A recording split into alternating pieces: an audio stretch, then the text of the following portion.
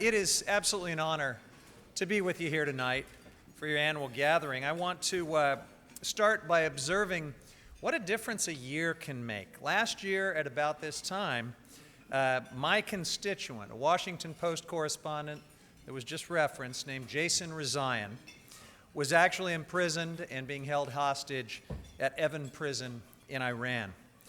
Now we fast forward to this year, and right now Jason is free to say and write whatever he pleases. He is enjoying a Nyman Journalism Fellowship at Harvard, living there with his wonderful wife, Yegi. Now, Jason went to high school just a few blocks. Yes.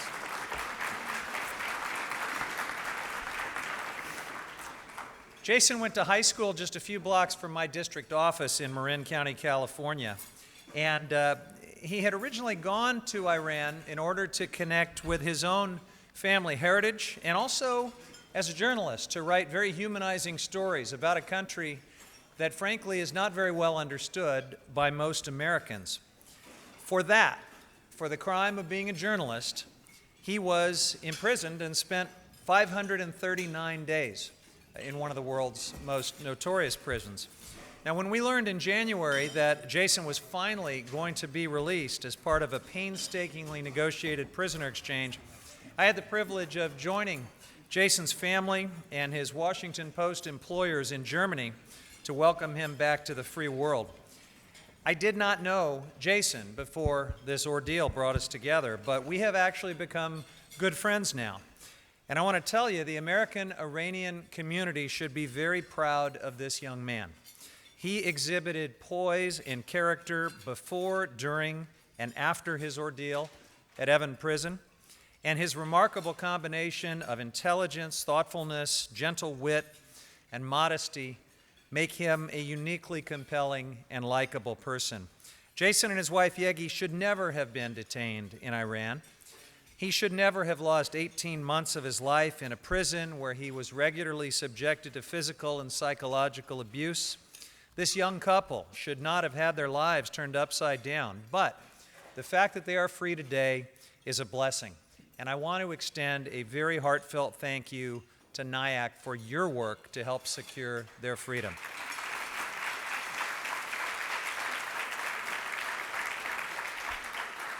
NIAC's advocacy on Jason's behalf was absolutely exemplary, and it's one of the reasons I was delighted to get the invitation to join you tonight so that I could personally thank you for being part of an incredible collaborative effort to get Jason's freedom. And that effort included Jason's family, the Washington Post. It included journalists and human rights advocates all over the world. It included, obviously, our own White House and our State Department, and also other governments, especially the Swiss.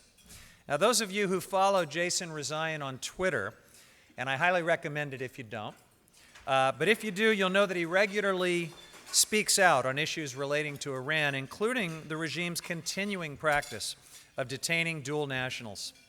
Jason was in New York City last week for the United Nations General Assembly, and I was able to arrange for him to actually be in the chamber for President Obama's final speech to world leaders.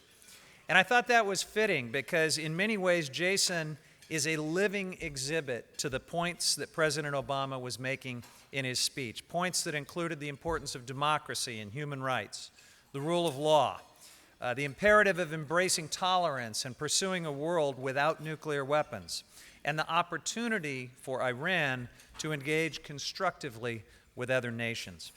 Now, there were a lot of pieces that had to fall into place to secure Jason's freedom in January, but there's one factor that I believe really made all the difference, and that is the diplomatic channel opened by the Joint Comprehensive Plan of Action, the nuclear deal with Iran. That is what enabled Secretary Kerry and his colleagues to keep pressing our demands and ultimately to negotiate a prisoner exchange. And it enabled that agreement to actually hold up even as a patrol boat full of American sailors strayed into Iranian waters. And this is right in the final days before the prisoner exchange was going to go forward. That mishap, I'm sure all of you recall it, could easily have escalated into a major conflict. It could have scuttled the prisoner exchange for sure. Instead, it was quickly diffused by a phone call between Secretary Kerry and Foreign Minister Zarif. Our sailors were back on their ship a day later, and the prisoner exchange went forward without a hitch, almost without a hitch. I say almost because, as you know, the Revolutionary Guard couldn't resist broadcasting inflammatory pictures of our sailors in Iranian custody, and the Iranian media portrayed this as a sort of a military victory. Inside Evin Prison at that time, this episode was replayed over and over on state TV for Jason Rezaian and the other American prisoners, one of whom I've gotten to know pretty well. He is a remarkable and unbreakable American-Iranian Marine by the name of Amir Hekmati. And Amir told me that in his final days of captivity, his interrogators, in one last unsuccessful attempt to break his spirit, pointed to that state TV coverage and said, "Do you see that? How does it feel to have your fellow American soldiers captured by Iran?" To which Amir replied, "What, you kept them overnight and made them eat your terrible geme badamjan?" I hope I pronounced that right, by the way. He told me it was this really awful eggplant dish. So anyway, then Amir upped the ante and asked his interrogator, "By the way, how did it feel to pour concrete into your nuclear reactor?" That, of course, brings us to the JCPOA and one of its central challenges from the Iranian perspective, a point which Amir Hekmati knew very well when he made that comment. While moderates in Iran cheered the opportunity for improved economic relations and diplomacy with the United States, hardliners like the Revolutionary Guard were threatened, if not embarrassed, by a deal that made major concessions to the United States. Now, here in the United States, there were also supporters and critics as well. I'll confess that when the JCPOA was first presented to me and my colleagues in Congress, I was skeptical, and I spent many hours deliberating how I would vote. Keep in mind that this is probably the most consequential vote that I have faced as a member of Congress. There was a lot to consider. And my congressional district strongly supports peace and always prefers diplomacy over war. My predecessor in Congress was Lynn Woolsey, who made her mark by giving more than 400 speeches on the floor of the House of Representatives against the wars in Iraq and Afghanistan. And I share the view that we have to always do everything we can to avoid wars. But even from an anti-war perspective, the vote on the JCPOA was not simple as I saw it. If the deal was not strong enough, if it allowed Iran to somehow secure a nuclear weapon, that too could draw us into war. If the Sunni Arab states in the region felt the deal did not adequately contain Iran's nuclear program, then they too would want nuclear weapons. And we would have a nuclear arms race and quite possibly a major war, even a nuclear war. Excuse me. Now, I would have preferred a deal that simply prohibited enrichment. Instead, we have a deal that allows low-level enrichment to continue. I would have preferred a deal that was permanent, actually, instead of one that lasted 15 years. And frankly, I was hesitant to make concessions to a country that was not only illegally detaining my constituent at the time, but was also stoking conflict in the region. But in the end, after a lot of consideration, I was convinced that the inspection and monitoring provisions were so strong and intrusive that Iran could not successfully cheat. And 15 years would at least give us a foundation for ultimately securing a permanent deal, and hopefully, I know all of us share this hope, in time, having a new Iranian regime that is no longer interested in nuclear weapons. The support, I will add the support of Saudi Arabia, Kuwait, Bahrain, UAE, Qatar, and Oman, the countries most likely to pursue nuclear weapons if the deal did not work, was critical, in my view and in the view of many members of Congress. It showed that we really were preventing a nuclear arms race, and it undermined Israel's criticisms because it showed that other countries who would be directly threatened by a nuclear-armed Iran trusted this deal to work. Now, critics of the JCPOA have been quick to point out that Iran has not stopped engaging in aggressive, provocative behavior in the region. Human rights violations have continued unabated. And I take all these issues seriously, but I really never expected a nuclear agreement to solve every challenge we face with the current Iranian regime. Just last month, I know that the State Department had to issue travel warnings to Iranian Americans who were thinking about going to Iran because the regime does continue to unjustly detain and imprison U.S. citizens. I hope that Iran will come to see that this conduct undermines their ability to have normal business and economic relations with the rest of the world, including Boeing, an important company that they're hoping to do business with, but it's going to be very hard for Boeing to set up technical field offices and other representatives in Iran if they feel unsafe, if this problem of detention continues. So I hope in the meantime that any of you who are dual nationals in this room that are thinking of visiting Iran are very, very careful. I am truly worried about the risks right now that Iranian Americans face when they decide to make that kind of travel. And I have no illusions about the Iranian regime. Despite the nuclear agreement, I expect that we'll continue to have tensions and challenges for some time to come. But with this agreement in place, we can address those problems without the threat of a nuclear conflict hanging over us, at least for the next 15 years. And hopefully we can continue to utilize the diplomatic channels that we have established, the channels that have already helped us avoid conflict and have already helped secure an important prisoner exchange. Now, not everyone in Congress shares my cautious optimism and support for the JCPOA, as you well know. Opponents of this agreement are going to continue doing everything they can to undermine it. Congress just voted last week on a set of partisan bills that attempt to undermine the agreement and sabotage diplomacy with Iran.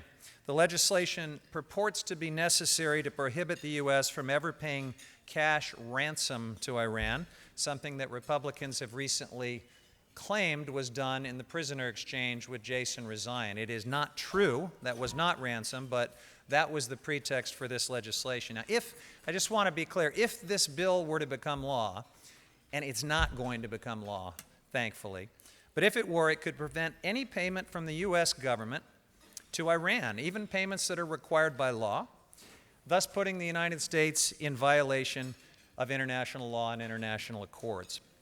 That's the same kind of stubborn, arrogant approach that frankly has worsened our problems in the world, and it carries real consequence for people, whether they're journalists like Jason Rezaian, or families fleeing violence in Syria, or aid workers serving refugees. So I'm very glad that this partisan piece of legislation is not going to become law.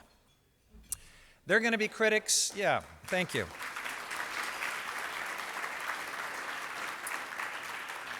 There will be critics and frustrations regarding the JCPOA in Iran as well.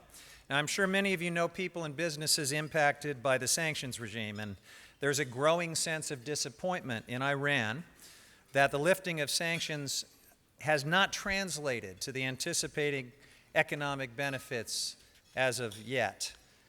Now, I personally never believed the arguments by Prime Minister Netanyahu and other critics of the nuclear deal that this would be a huge immediate economic windfall to Iran. I believed the administration when they told us that economic relief would be gradual, that it would be modest, but it's possible that some supporters of the deal, even within Iran, may have oversold the economic benefits on this point, and that's going to create some political challenges going forward. I do believe, though, that over time, Iran will see significant benefits from sanction relief, as they should. And just this week, the Treasury Department finally removed a hurdle for Western aircraft manufacturers, Airbus and Boeing, as I mentioned earlier, in order to sell planes to Iran.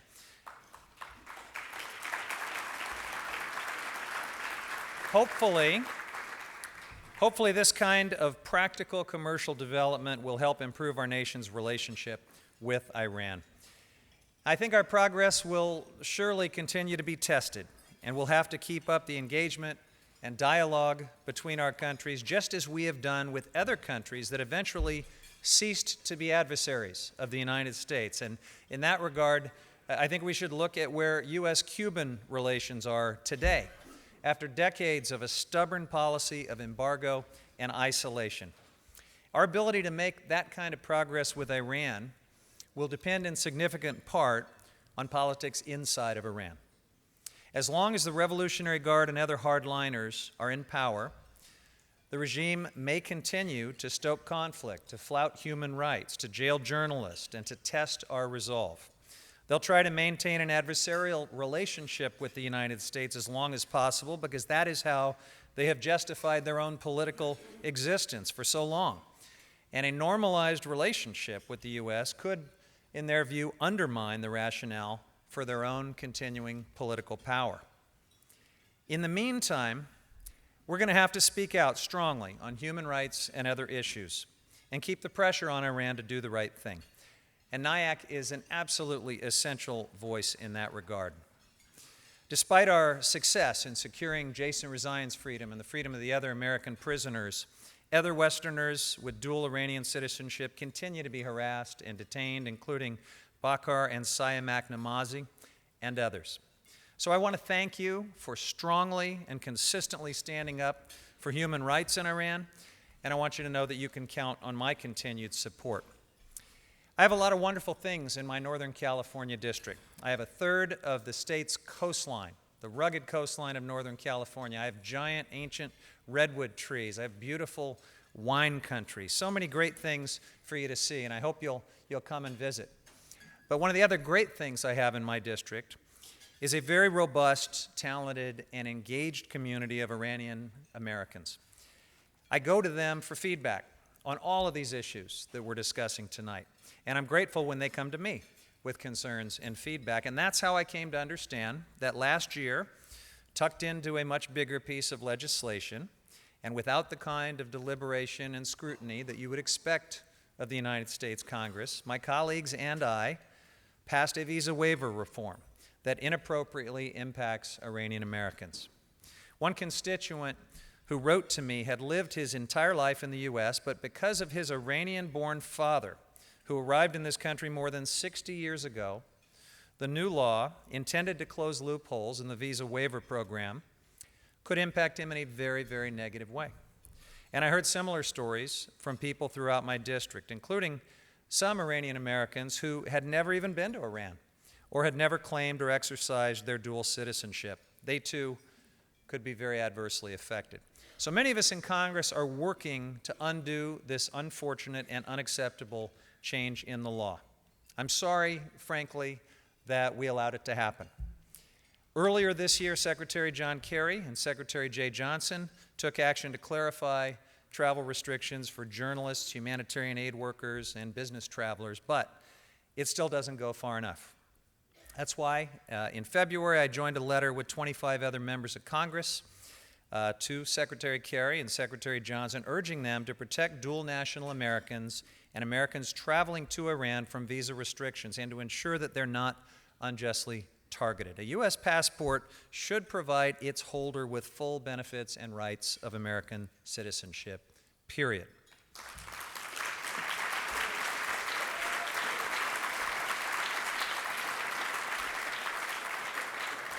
So we'll keep working on that, hopefully working closely with all of you, and you'll do your part because this is an election year. And we need to make sure we're getting out the vote, and you need to make sure that candidates who seek your support understand the importance of fixing this problem. Now, the theme tonight is a more perfect union, so I'll just leave you with one final thought. The next president and the next Congress may continue President Obama's policy of cautious and intentional engagement with Iran so that the nuclear deal is implemented to keep the long-term benefits to both Americans and Iranians moving forward. The next president, whoever she may be, the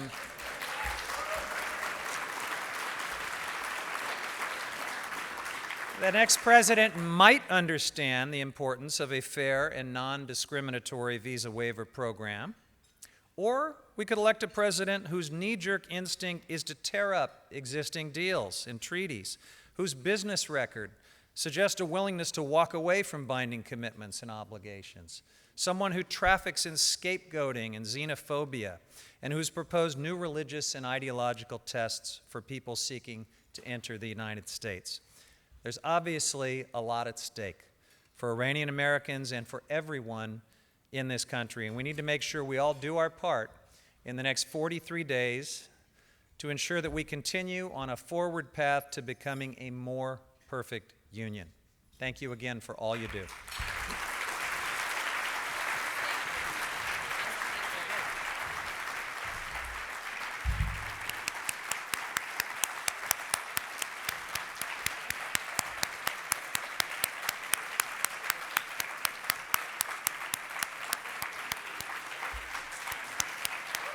You don't get these kinds of applause very often in our community. It's the volleyball. Exactly.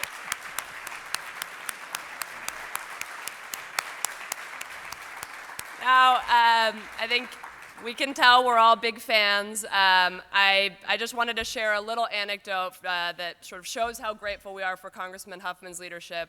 There are a lot of members of Congress who are great leaders, but they don't necessarily have great leaders around them.